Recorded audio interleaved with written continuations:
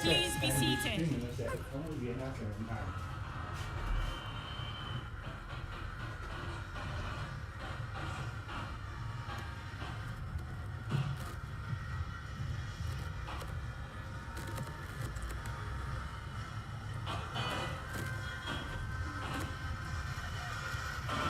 The parade commander is marching to ask permission for the inspection of the parade. Presidential inauguration ceremony, guard honor soldier, guard mounted by the Ghana Navy, 96 rank and file with the Ghana Navy regimental band in attendance, ready for inspection. Lieutenant Ghana Navy, Kenneth Opoku, report your excellence. Aye, your excellence.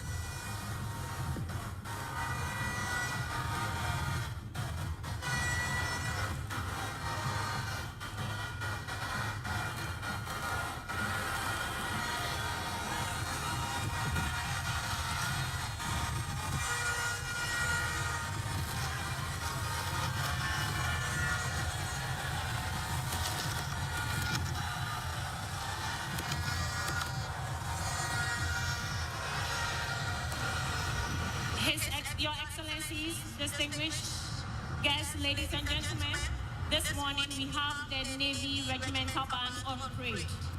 It's under the command of Sub-Lieutenant Doris Iboni.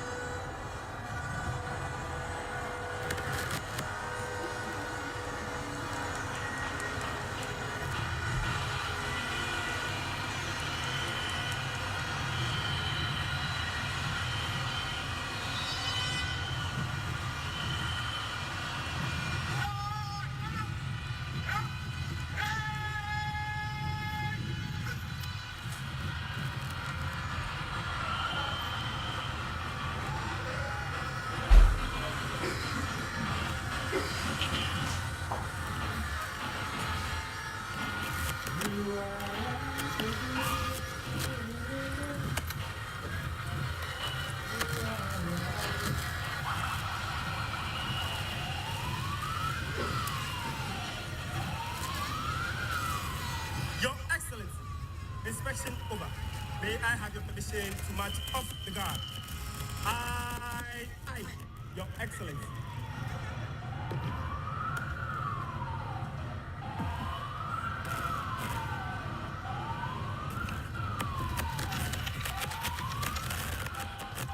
Distinguished invited guests, ladies and gentlemen, this marks the end of the inauguration of His Excellency John Dramani Mahama as the President of the Republic of Ghana and Commander-in-Chief of the Ghana Armed Forces, and the Vice President, Professor Jane Nana Opoku Ajiman.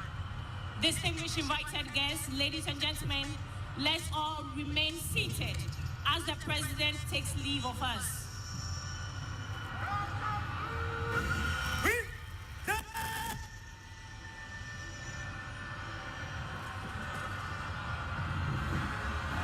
Shall we please be upstanding for the national anthem? All uniformed personnel are entreated to salute.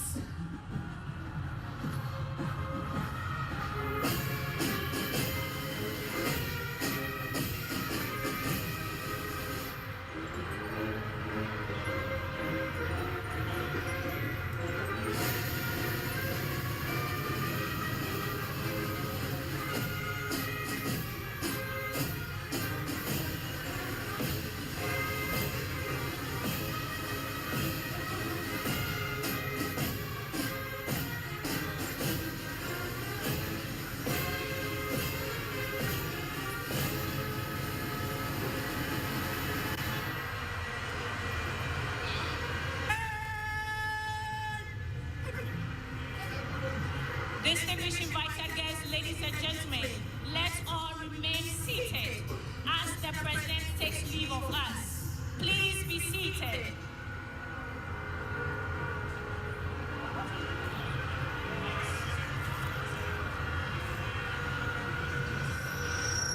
After the President leaves, the Vice President will also depart.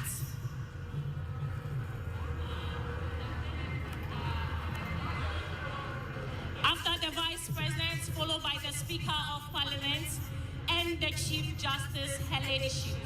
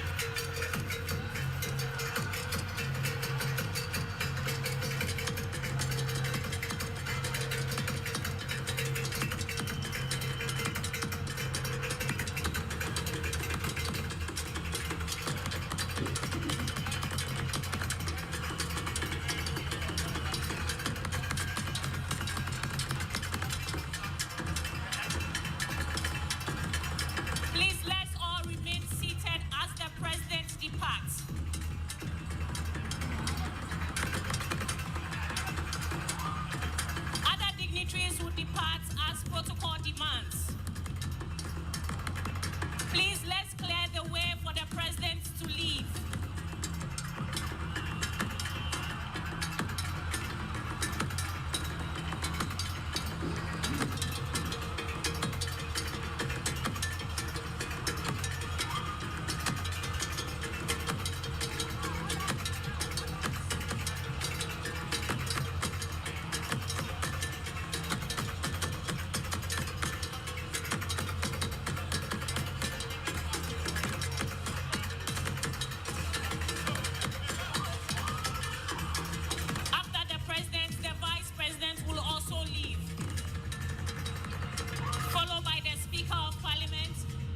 Chief Justice, Her Ladyship.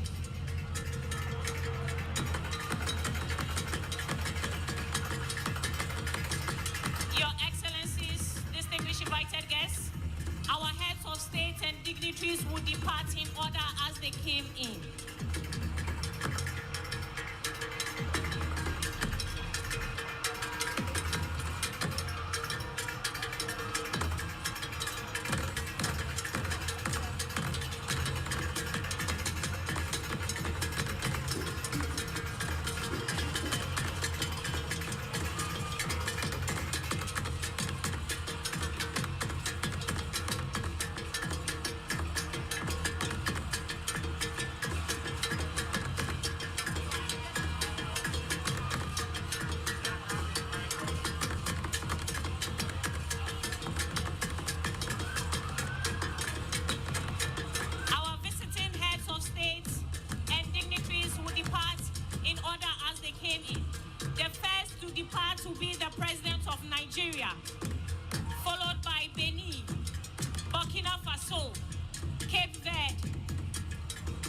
d'Ivoire, Congo-Brazzaville, Democratic Republic of Congo, Equatorial Guinea, Egypt, the Gambia, Guinea, Guinea-Bissau, Kenya, Liberia, Mali, Mauritania, Niger, Namibia, Rwanda, Senegal, Sierra Leone, South Africa, Uganda, Tanzania, Togo, Botswana, Barbados, Morocco, and Gabon.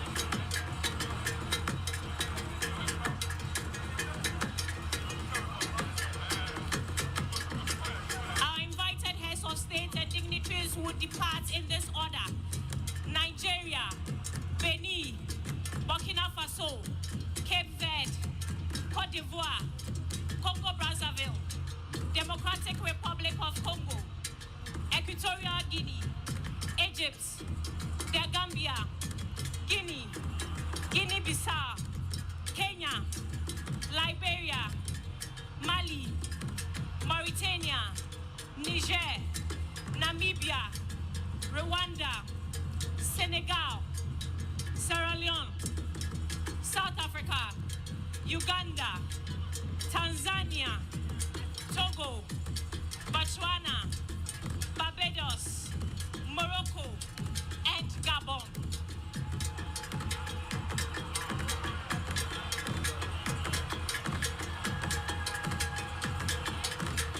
After which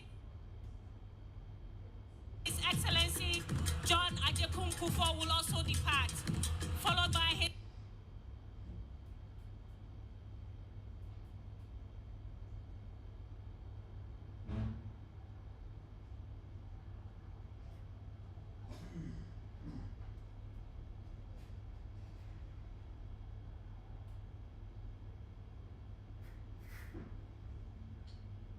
Excellency Nana Ado Dankwa Akufo-Addo and Her Excellent ceremony for today's program. Thank you.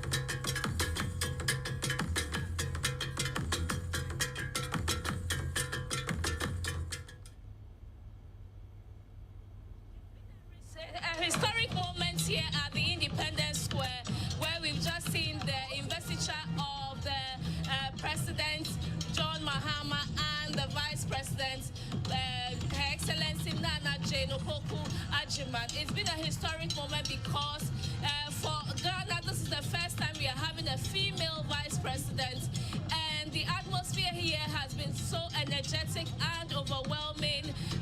The two high dignitaries took the oath of office a while ago, and they addressing the country. President Mahama laid before the public 4 key pillars that he would want to focus on. He mentioned the economy, he mentioned infrastructure development, he mentioned youth unemployment, he also mentioned agricultural-driven projects. He also talked about we being prepared when it comes to pandemics, so he's going to strengthen the health system.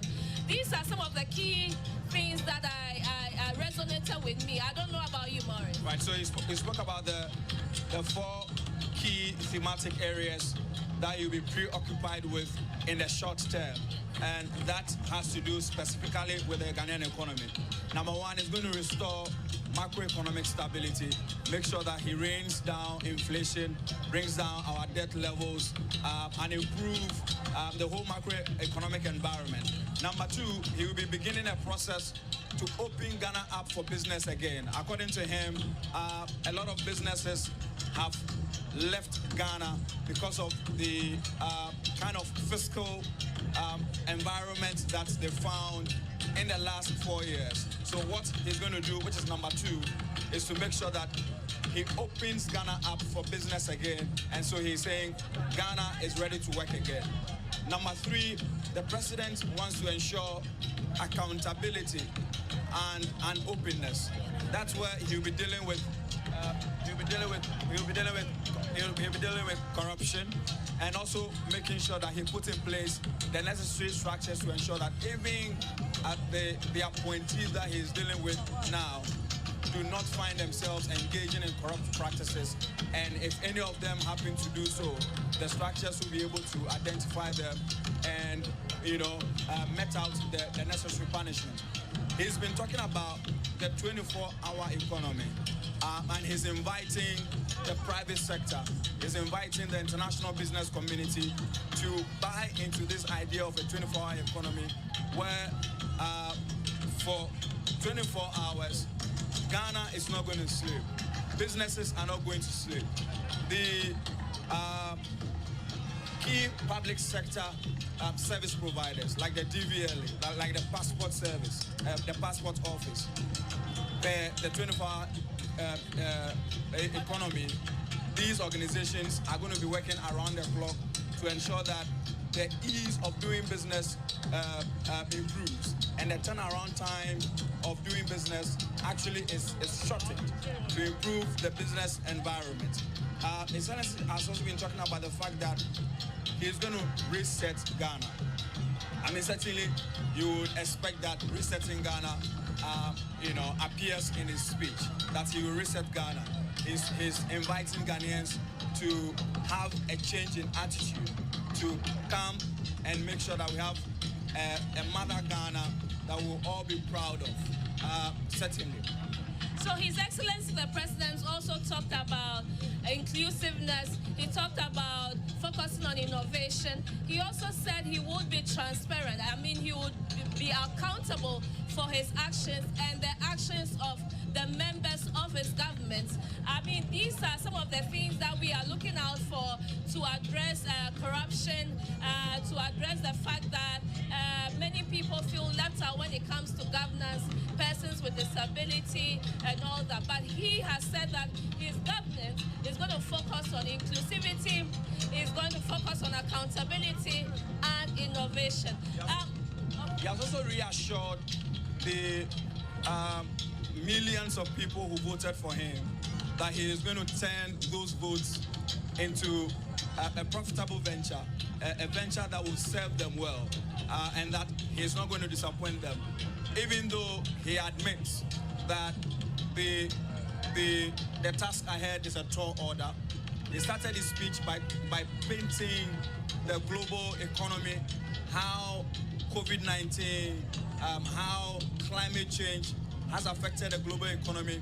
And so it is not the economy that we used to have some decade ago. A lot of things have changed, which he admits. He also admits how COVID-19 affected the Ghanaian economy. And so he is calling on all and sundry to come on board to make sure that the process of restoring macroeconomic stability is a collective one. He's also been advising us to embrace brotherliness, especially in the ECOWAS sub-region. The fact that, I mean, we have persons in Burkina Faso who are Kusasis, we have persons in Ivory Coast who are Kans, we have persons in Togo who are Evers, we have persons in Nigeria who have some connections with the Gan community here in Ghana. And so he says that we are a one body.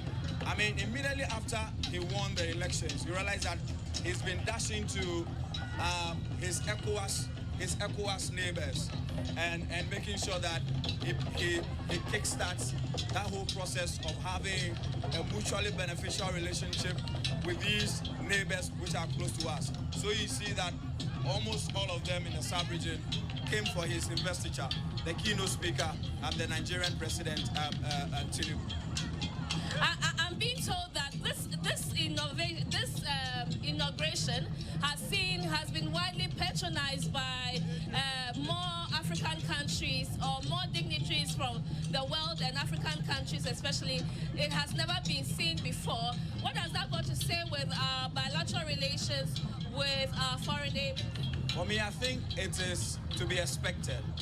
I mean, this is his first step, so to speak. The international community has been keeping their eye on Ghana. They know the economic challenges that we're going through. So with the coming on board of a new president, certainly they would like to beginning to have a new conversation to see what they can do to help transform this particular economy. The World Bank Country Director for Central and Eastern Africa is here in Ghana. He's attending this particular investiture. After this program, he's going to be having conversations with His Excellency John Dramani Mahama and see how the World Bank is able to scale up investment, especially in infrastructure, in health, and innovation. Don't also forget that the president has signaled that there's going to be the negotiation of the IMF program. So the international community, our donor partners, our neighbors from East Africa, from South Africa, all of them are beginning to want to know exactly what we will do moving forward. And don't forget that His Excellency the President, because he's been in power before, he has connections with some of these key personalities, and so bringing them on board at this particular event should be seamless. Let's speak to one dignitary who witnessed the investiture of the president. Yes. You are live on GBC News. Really? Yes. What stood out for you when it comes to President Mahama's address to the nation? What stood out for you? Well, I think it was a wonderful speech. I've had reactions from even outside the country. That was a great speech.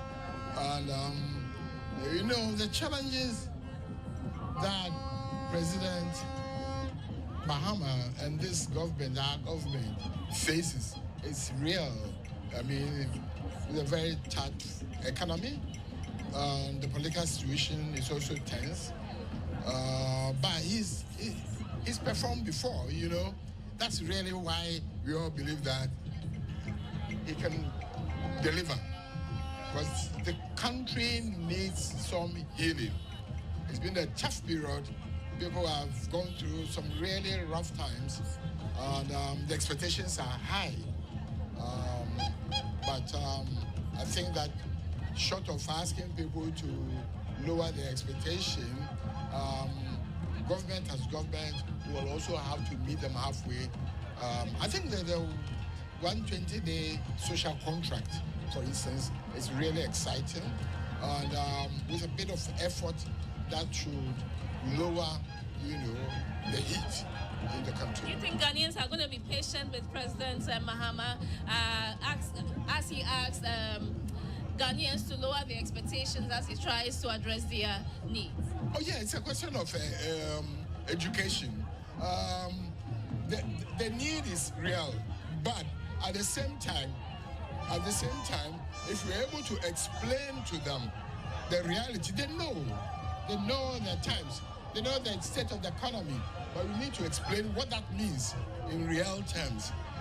They will sympathize with us, you know. The problem with the economy, for instance, that in 2022, the economy literally collapsed, but nobody made a real effort to explain to us, you know, where we were and what was happening, just that we were bombarded left and right. Thank you so much for your time. Thank you very much. I also have with me a citizen of Ghana who also came here to witness the investiture of the president and the vice president.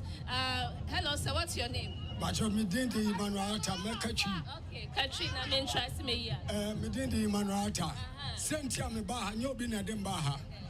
Botaya, and Yankopas mammy, Samin Famraha, Entina Mambai. Now, my cousin Yana said, oh my Ghana, say you bet to me, I do to poor senior Yashisha. Just on here, I didn't see John Draman Mama. Or the no, and the Bibia, I say, him for no answer. Sir, Obabu, him for what, oh my Ghana, and Munina. Botaya, Yankopa Kafano, a bebum, Bamba, me Yobina Dembaha. Namono, Asmaya, the Asmami Samimeka, Entiam Bayan. The ministers and so or the Mubakan Wyatt man. I was up with Tayabia or the best in the news, sir. A Jumabio Bayan said, Kofodia no go, Kumasi no go, also Kosi Kumasi in so. Now, Ocha and Pennyfua wine fiends, Nimasmani pass me, so may Mawa, not say any banan, Mamma's mom. To me, Kosi or Yen and Crawford. I'm a Jumadabia or Codino, or him for now. I'm a dear Becco Biano. Nipa nyara tumyam eno na bema na hini a odi no enyo obi na betu no ewa hini a odi se nyankopon ma ne emfie dumienu kra na obedi a obi tumi ntu no na de nyankopon ka fa ho ene beba but I tell me the bar. So he's trying to say that he would want to see the chieftaincy institution strengthened and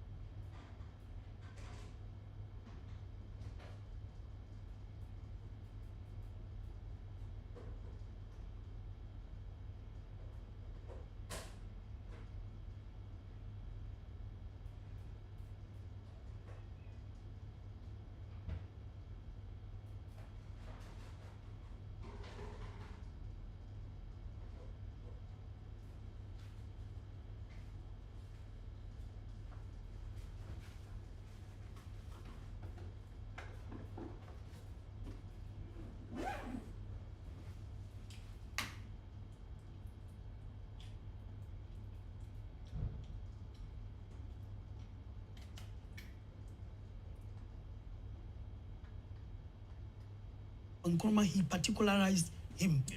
And if it is indeed true that charity begins at home, the time has come for us to be proud of our own. The next thing I realized was that I've spoken to people from different African countries, and you see that Africans are basically inward. They find it difficult praising things that do not belong to them.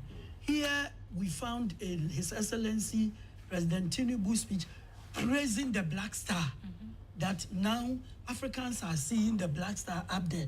Indeed, Ghana is the only country having the Black Star in the middle of the flag. So once he says he sees the Black Star flying, then it means he's talking about Ghana symbolically. And he says the whole of Africa will follow that. I believe that it is a very proud moment for our country not only the country, the sub-region and the continent. We also saw the former president, the immediate former president, together with the vice president. We also saw former President Kufuor also coming in there. What kind of message did that actually send across? Well, the good thing is that we have such brains, old people in the house that we can always consult. There was a famous Ghan queen mother who asked every household to destroy their old people. And indeed, the day yeah, it was done.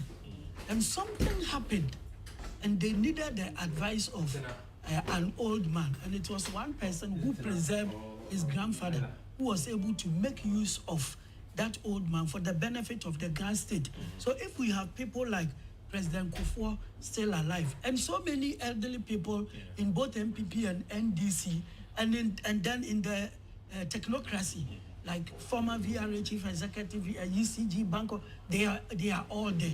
They are people the country can rely on at all times. And then the unison we found among them, it is completely great for our country. Yeah.